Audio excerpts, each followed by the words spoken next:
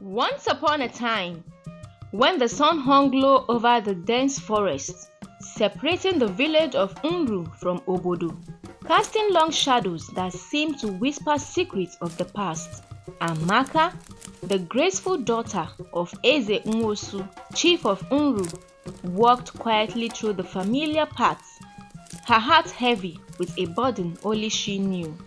Her thoughts were clouded by the enmity that had festered between her people and the hunters of Obodo, their neighboring village, for as long as she could remember.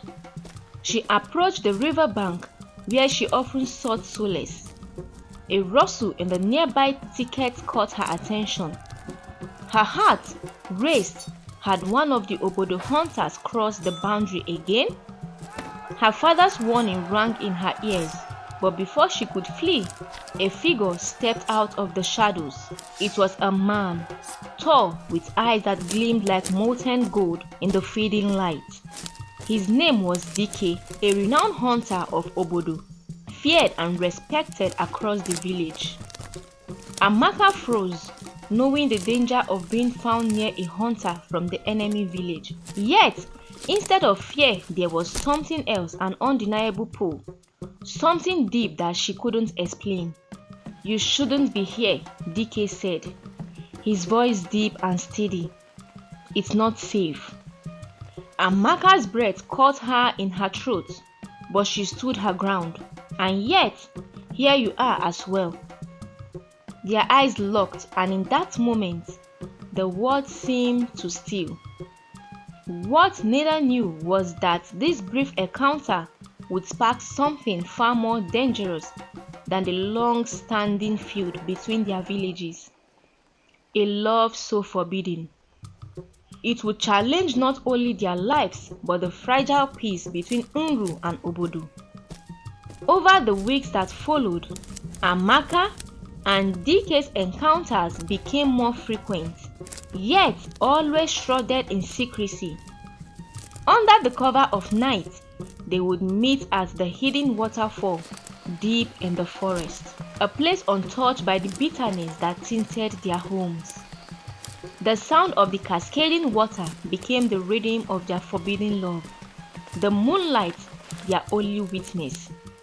"I fear for us, Amaka," Dike whispered one evening as they sat close by the water's edge. "If our people discover this, blood will be spilled." Amaka, leaning into his embrace, closed her eyes. "I would rather face death than live without you, Dike." But their love was like a fire fanned by winds of war, growing stronger and more dangerous with each passing day. Unknown to them, enemies lurked in the shadows. One of Dike's hunting companions, Ekene, had followed him one night and witnessed their secret meetings. Torn between loyalty to his friend and the animosity his village harbored toward Nru, Ekene's silence was not guaranteed. Back in Nru, tension was brewing. Eze Nwosu, proud and firm, had grown suspicious of Amaka's late-night absences. The village elders warned him that Obodo hunters had been seen near their borders, but they did not know the true reason for Amaka's frequent disappearances. Meanwhile, in Obodo, whispers of Dike's distracted hunt reached the ears of their chief, Eze Obasi. Ekene, torn by what he had seen, confided in his younger brother Okoye. "Dike has betrayed us," he eased. "He consorts with the daughters of our enemies." Okoye's eyes widened in disbelief. If Eze Obasi finds out, it will mean war. The village of Nru, Amaka's mother, Nneoma, began noticing the changes in her daughter. Her sudden burst of joy, followed by a quiet moment of introspection.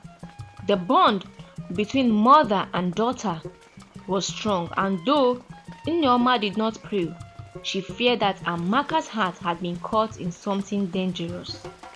The inevitable confrontation came on a stormy night. Ekene, unable to keep his silence, informed the Obodo elders of Dike's betrayal. Filled with outrage, they demanded justice. Eze Obasi, too proud to allow such a breach of loyalty, sent word to Nru, demanding an audience with Eze Nwosu. Under the guise of peace, Eze Obasi and his warriors came to Nru, bringing gifts but hiding daggers beneath their robes. In the middle of the village, surrounded by his people, Eze Obasi spoke with venom in his voice. "Your daughter Amaka has brought dishonor to us all," he announced, casting a cold glance towards Eze Nwosu.